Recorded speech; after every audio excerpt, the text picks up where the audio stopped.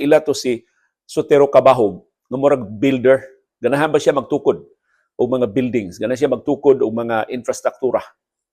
Kanang mga taytayan sa Argao, kasagaran natukod atol sa administrasyon ni Sotero Cabahog, isip gobernador sa Subo. Ubang mga buildings din sa Subo, na sama sa Kapitulyo, nindot kaayog, hantod karon nagbarog, na natukod atol sa administrasyon ni Sotero Cabahog, isip gobernador sa Subo.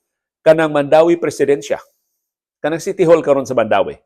Gusto siyang ilisa ni Mayor Jonas Cortez, gusto silang mas moderno nga building, mas taas nga building, ilang tukuron, pero himuon natin ng museum na lang sab ang Mandawi City Hall. Kung dayon ang plano sa pagtukod o government center diha sa nahimutangan sa Cebu International Convention Center. So si Sotero Cabahog may nagtukod ana. Kanang UP Cebu, kanang nindot kay building sa UP Cebu, si Sotero Cabahog mo'y nagpatukod ana sa siya pa'y gobernador sa Subo.